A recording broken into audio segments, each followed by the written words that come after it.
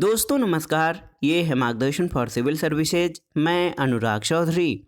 दोस्तों आगामी अध्यापक पात्रता परीक्षाओं जैसे C TET, UP TET, super TET तथा अन्य राज्यों की सभी शिक्षक भर्ती परीक्षाओं के लिए हम प्रस्तुत कर रहे हैं पर्यावरणीय अध्ययन एवं शिक्षण विधि से संबंधित महत्वपूर्ण अध्ययन सामग्री, जो आपके परीक्षा की तैयारी के साथ रिवीजन के लिए बहुत ही उपयोगी है।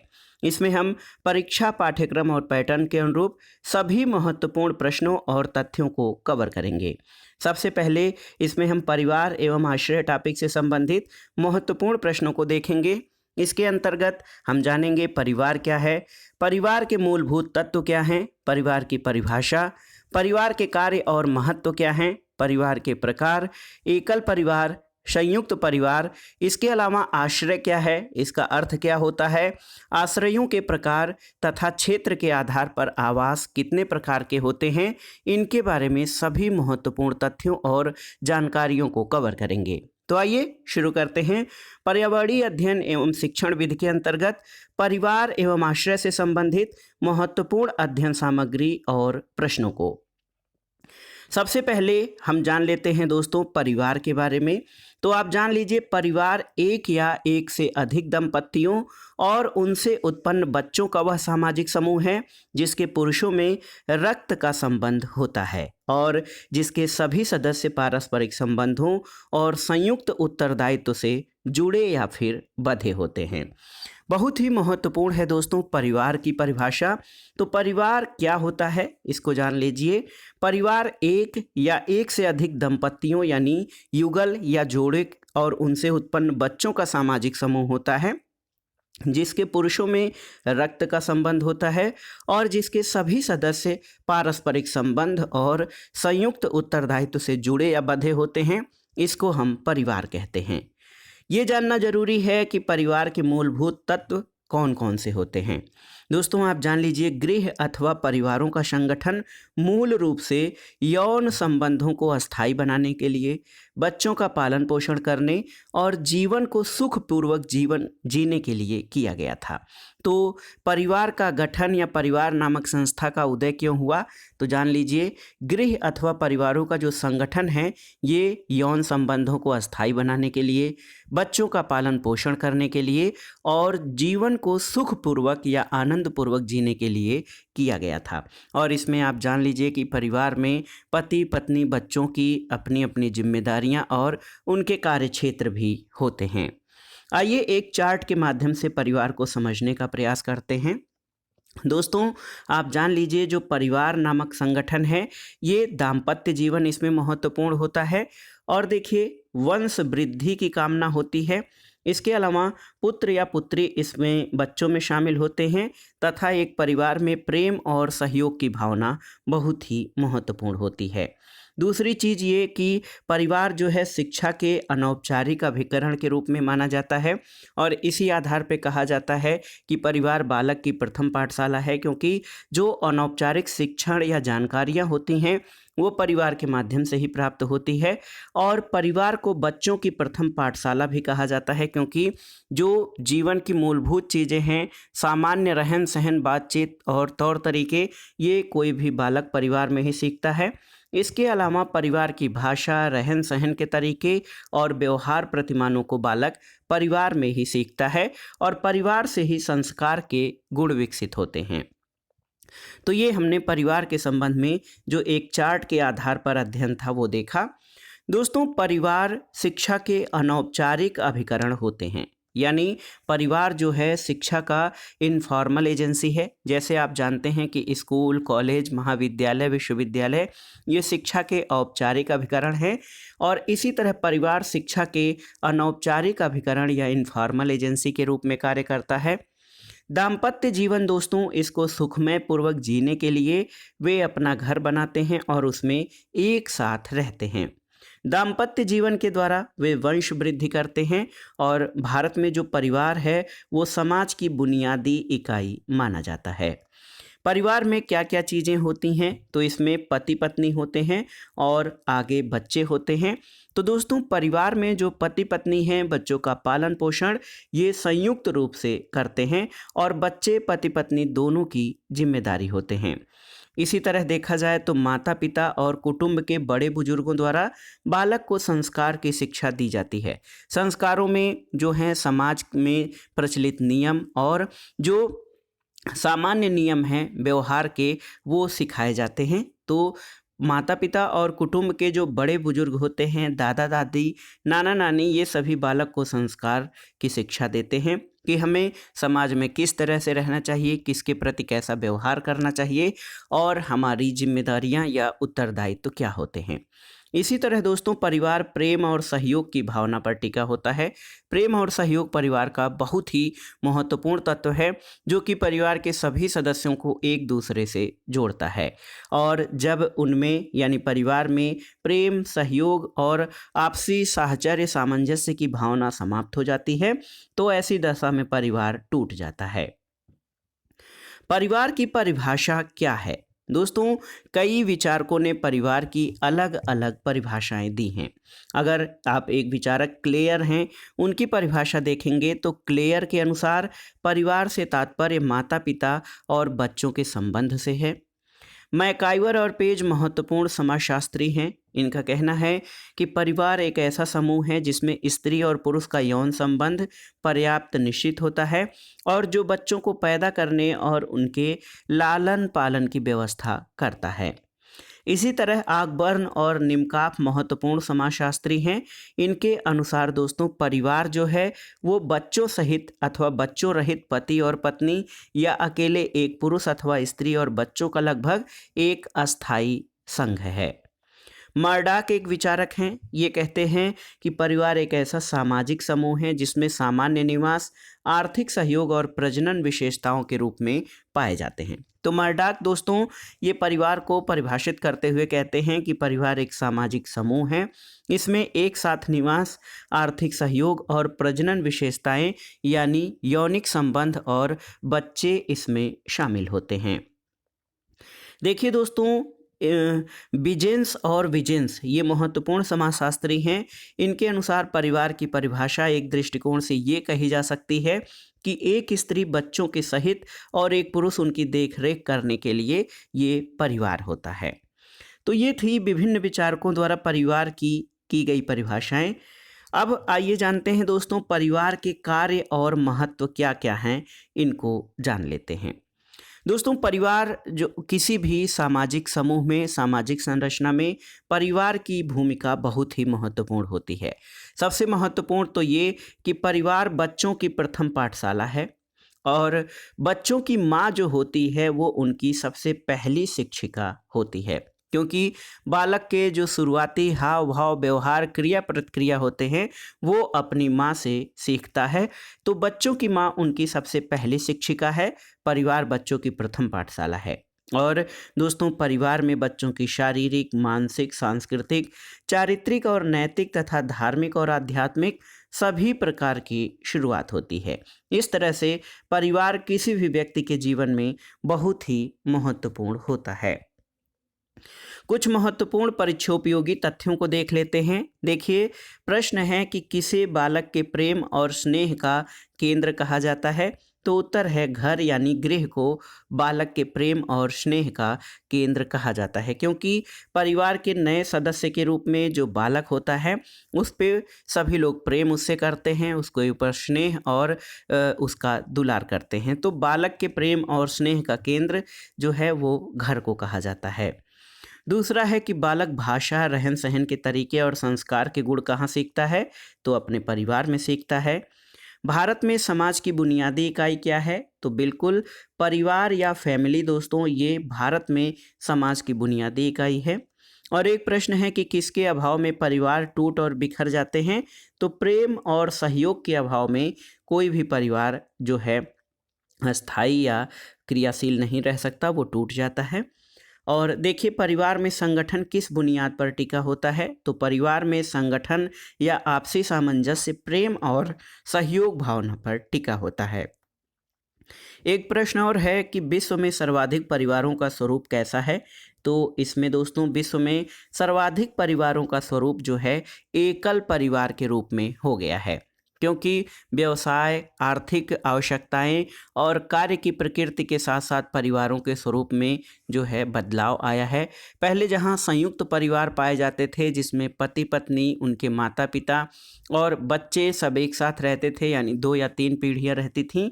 अब जो है पति पत्नी और उनके बच्चे एकल परिवार के रूप में रहते हैं। किस प्रकार के परिवार में 3 से अधिक पीढ़ियों को शामिल किया जाता है? तो संयुक्त परिवार दोस्तों, जिसमें मतलब माता पिता, उनके पिता और माता, इसके अलावा कोई परिवार है जिसके बच्चे, पति पत्नी, पति के माता और पिता, इसके अलावा उनके बच्चे जो हैं, 3 पीढ़ियाँ ये संयुक्त परिवार के अंतर्गत शामिल किए जाते हैं। जबकि पति पत्नी और उनके बच्चों से मिला परिवार एकल परिवार कहा जाता है। हम लोग देख रहे थे दोस्तों परिवार के कार्य और महत्व के बारे में। तो परिवार के कार्य और महत्व में हमने देखा कि परिवार जो है बच्चों की प्रथम पाठशाला है, माँ उनकी पहली शिक्षिका होती है और परिवार में बच्चों का शारीरिक, मानसिक, नैतिक, धार्मिक, आध्यात्मिक जो शिक्षण का कार्य है या जो शुरुआत है परिवार से होती है। इसके अलावा आप जान लीजिए दोस्तों, परिवार में जो बच्चे होते हैं उनके विकास की नींव रखी जाती है और परिवार ही अपने बच्चों की विद्यालयी शिक्षा की व्यवस्था करते हैं।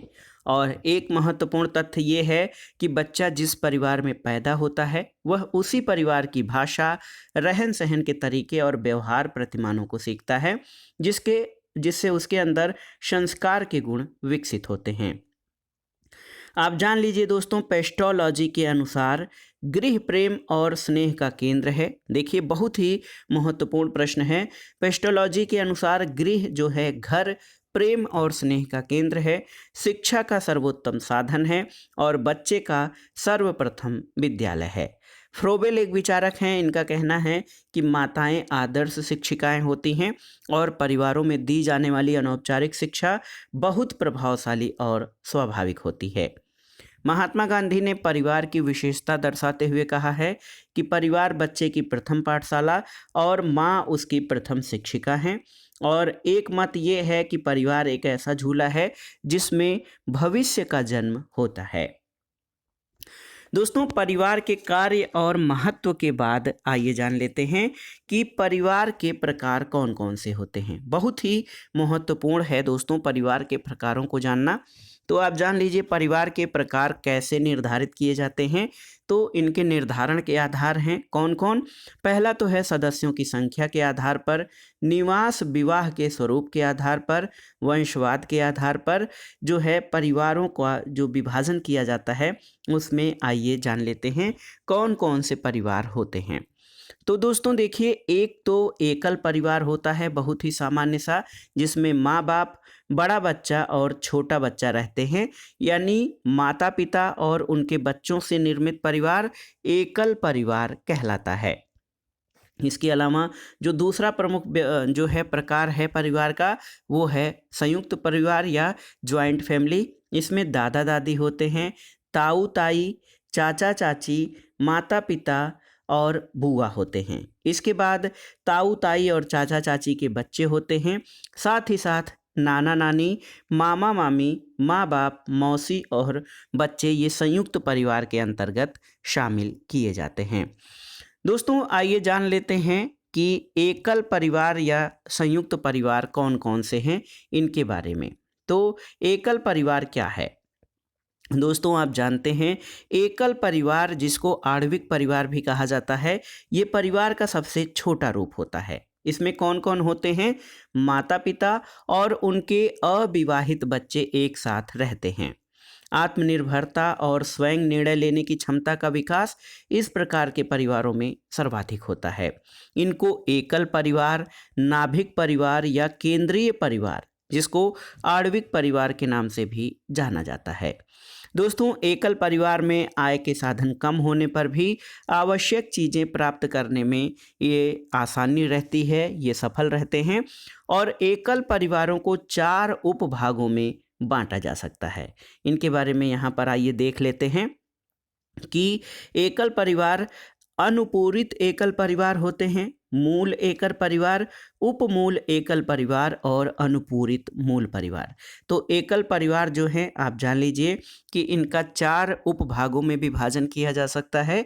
याद रखिएगा, अनुपूरित एकल परिवार, मूल एकल परिवार, उपमूल एकल परिवार और अनुपूरित मूल परिवार। ये बहुत ही महत्वपूर्ण है एकल परिवार के विभाजन के रूप में।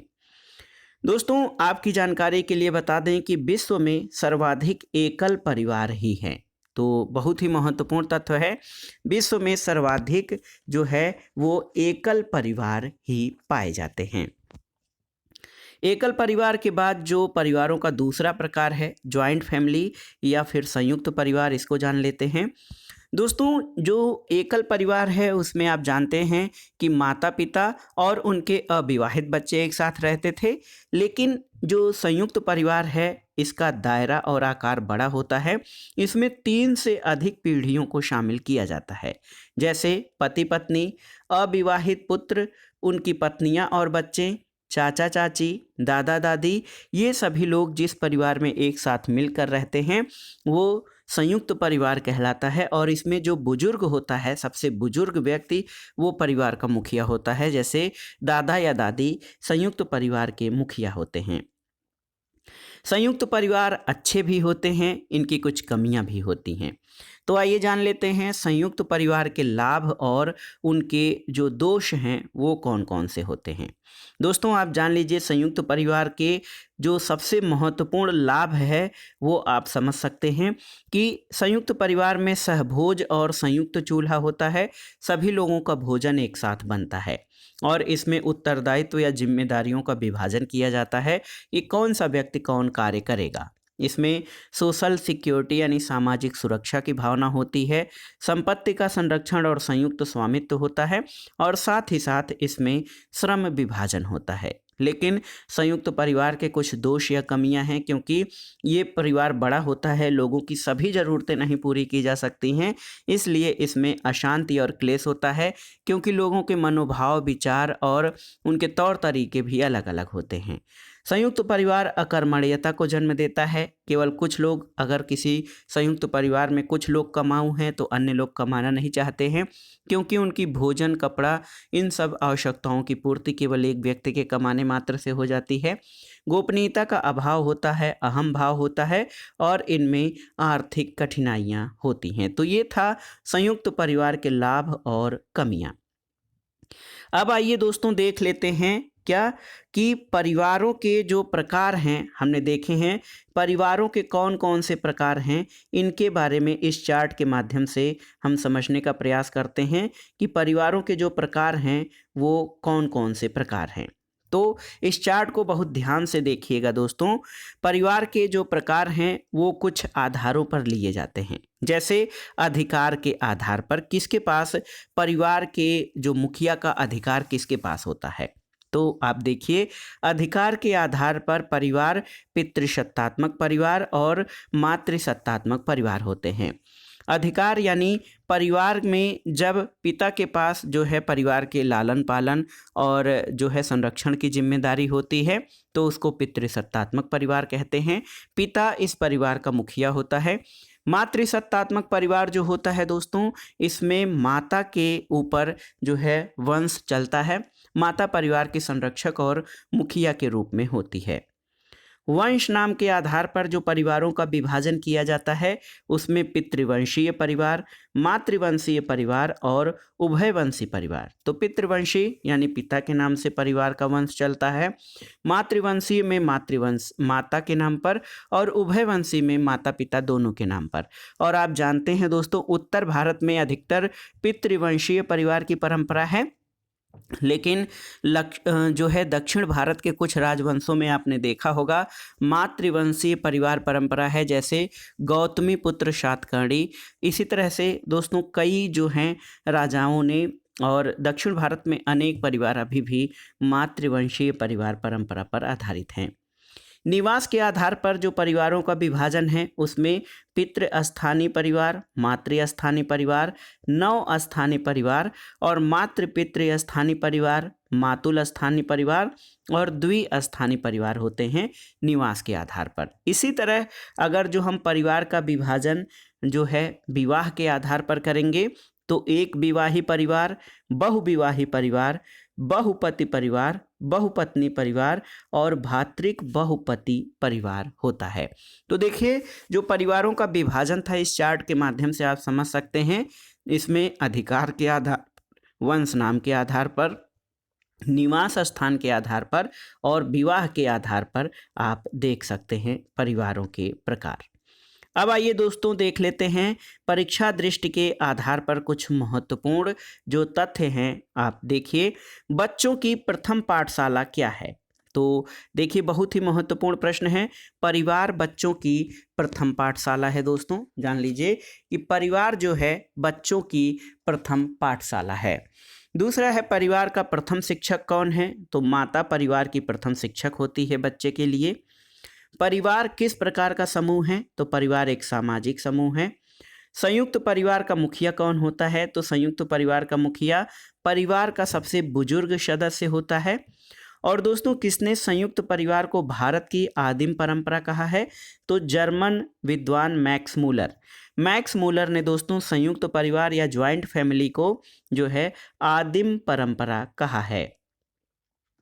अगला है दोस्तों किसने परिवार को बच्चे की प्रथम पाठशाला और माँ को पहली शिक्षिका माना है, तो महात्मा गांधी ने। और एक प्रश्न और देखिए, परिवार से तात्पर्य माता और पिता और बच्चों का संबंध है, ये कथन किसका है, तो ये क्लेयर का कथन है। और देखिए परिवार शिक्षा का कैसा अभिकरण है, तो परिवार जो है शिक्षा का अनौपचारिक अभिकरण है जिसमें बालक समाज में रहन सहन, भाषा, विचार और संस्कार सीखता है।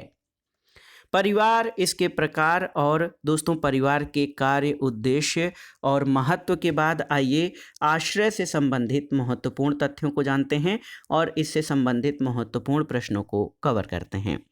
आश्रय क्या होता है, सबसे पहले आप ये जानिए कि आश्रय का अर्थ क्या है। दोस्तों जिस जगह पर जीव जंतु रहते हैं उस जगह को उनका आश्रय कहा जाता है।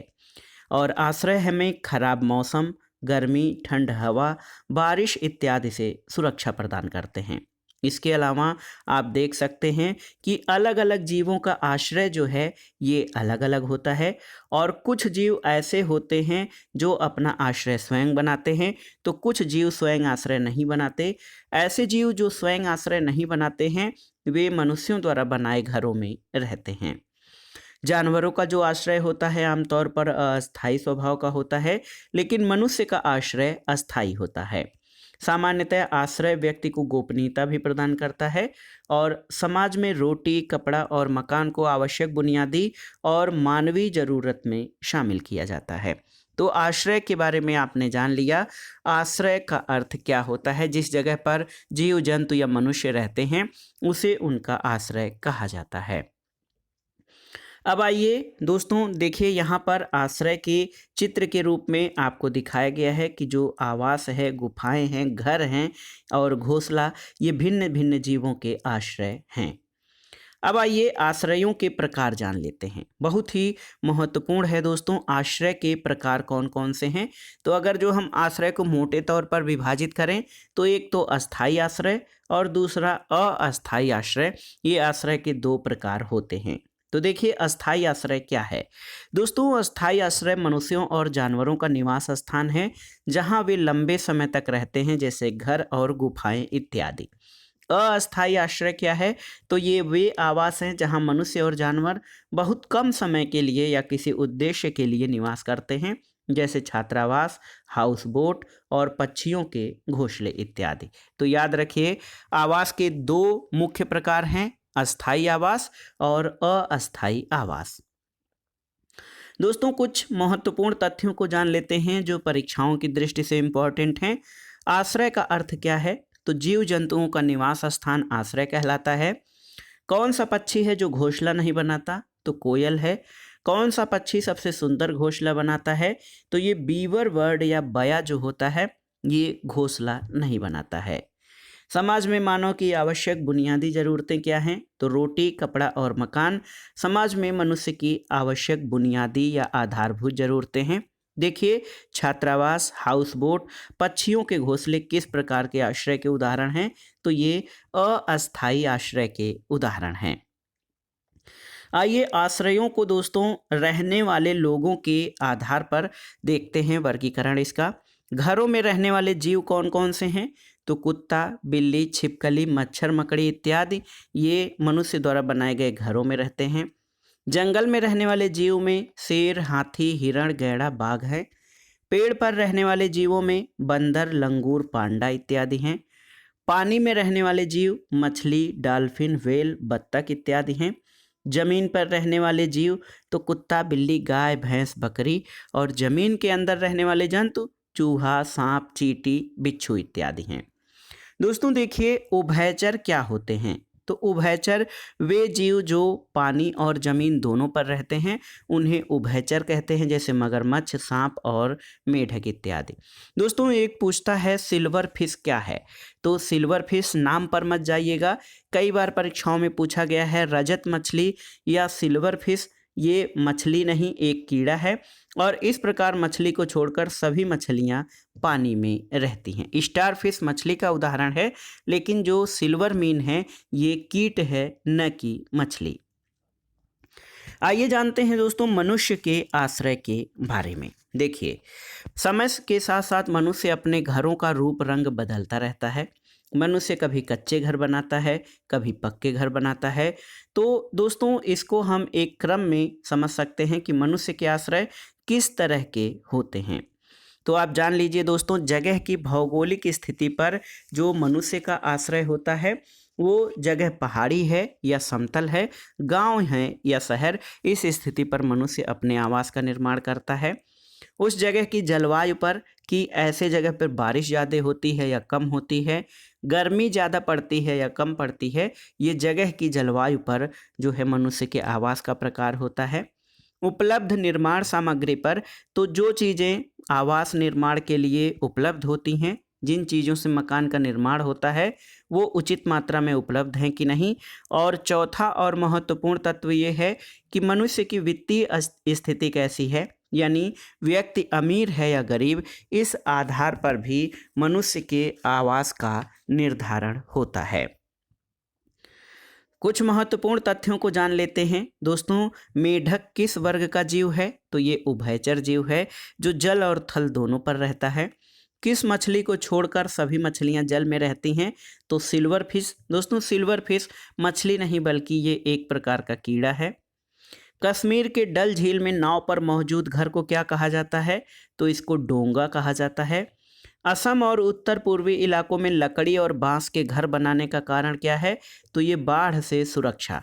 बाढ़ से सुरक्षा के लिए असम और पूर्वी इलाकों में दोस्तों लकड़ी और बांस के घर बनाए जाते हैं।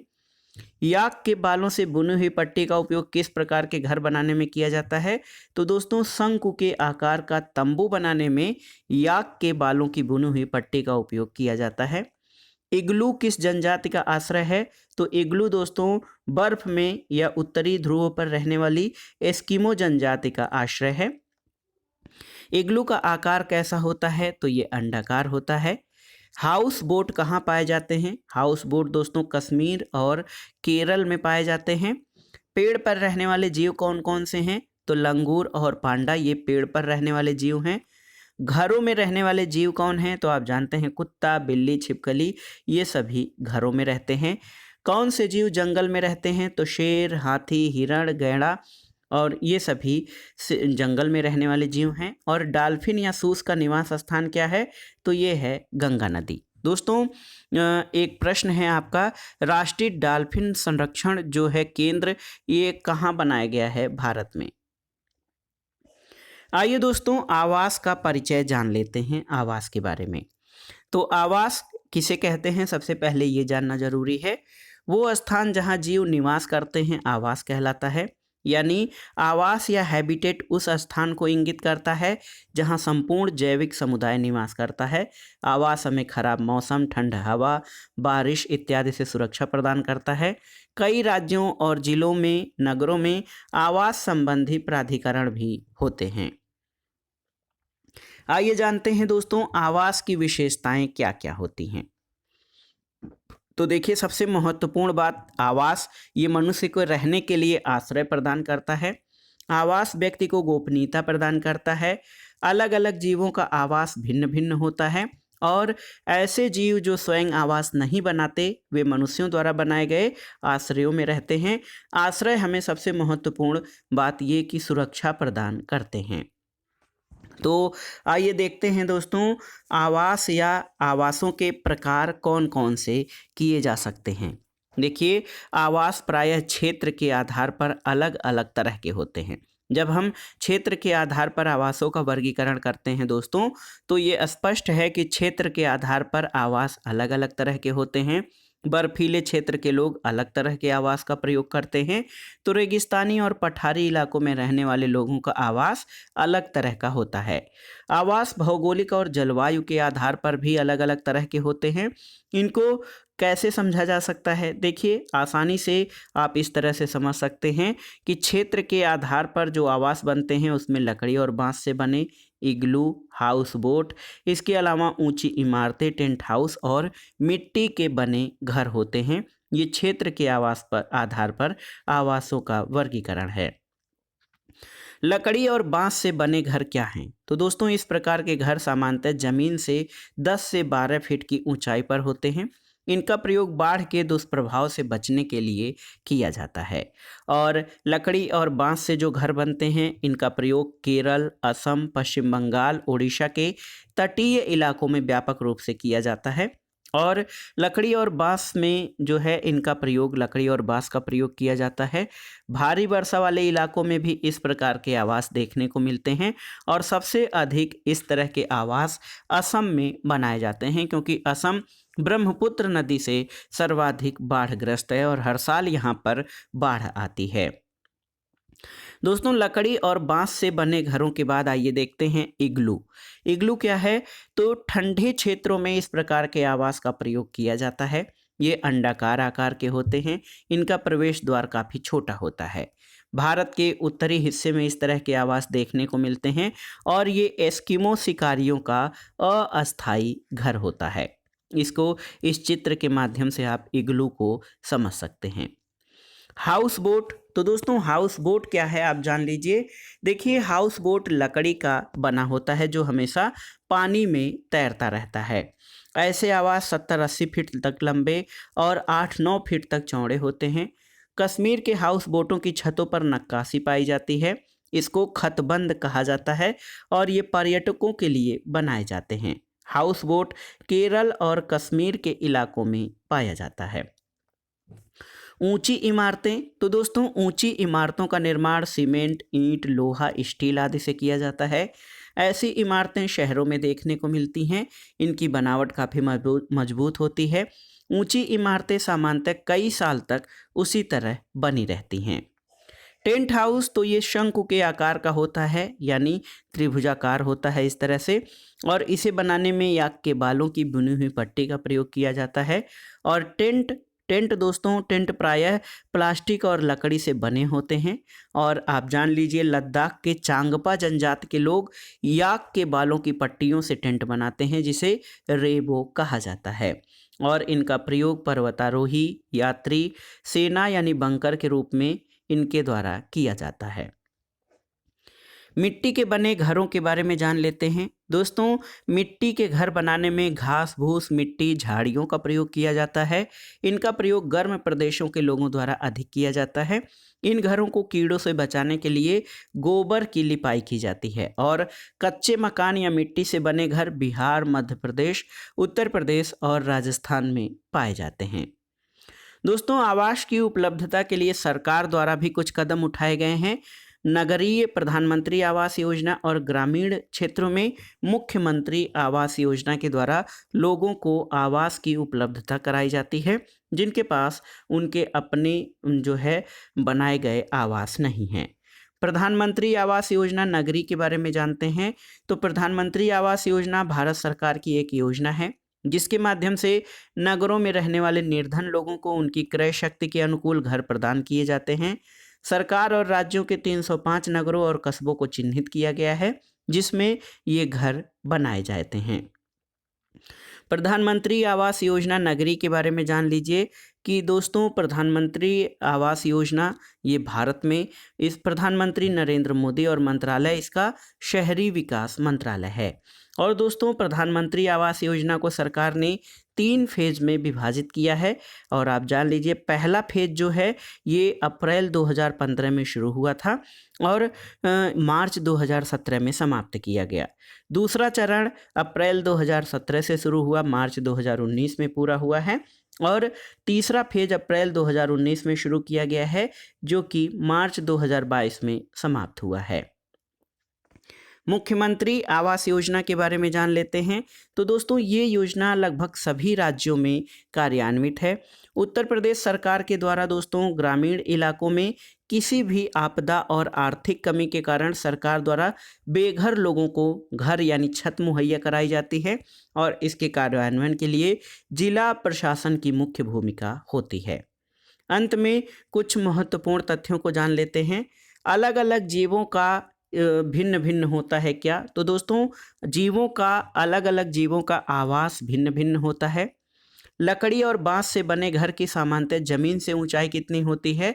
तो ये 10 से 12 फीट होते हैं और लकड़ी और बांस से बने घर अधिकतर बाढ़ग्रस्त और अधिक वर्षा वाले क्षेत्रों में बनाए जाते हैं। एस्किमो शिकारियों का अस्थायी घर क्या होता है? तो ये इग्लू होता है। कश्मीर के हाउस बोटों की छतों पर नक्काशी पाई जाती है जिसको क्या कहा जाता है? खतबंद कहा जाता है। और दोस्तों चांगपा जनजाति कहाँ पाई जाती है? तो लद्दाख में। रेबो क्या होता है? याक के बालों की पट्टियों से बने टेंट जो हैं वो रेबो कहलाते हैं। प्रधानमंत्री आवास योजना कब शुरू की गई थी? अप्रैल 2015 में। लटकी हुई सिल्ट से बंधे अपतृण यानी घास फूस मिट्टी और अन्य जैविक पदार्थों और सड़ती हुई वनस्पति से क्या बना है? तो ये फुमडीज। और देखिए मानवीय गतिविधियों के लिए जिनके आवासीय क्षेत्रों को निषिद्ध घोषित किया गया है तो ये जारवा जनजाति जो कि अंडमान निकोबार क्षेत्र में पाई जाती हैं, इनके आवासीय क्षेत्रों को निषिद्ध घोषित कर दिया गया है मानवीय गतिविधियों के लिए। अगला प्रश्न है दोस्तों भूभाग की दृष्टि से भारत का सबसे बड़ा संघ राज्य क्षेत्र कौन सा है? तो ये है लद्दाख। रसोई घर को लाल बंगला कहने वाली जनजाति कौन सी है? तो ये है भुंजिया। भुंजिया जनजाति रसोई घर को लाल बंगला कहती है। और अगला और अंतिम प्रश्न है पारंपरिक रूप से आजीविका का मुख्य आधार बांस है किस जनजाति का? तो उत्तर है कमार जनजाति का। दोस्तों कमार जनजाति के आजीविका का मुख्य आधार बांस है। तो ये था आज का वीडियो।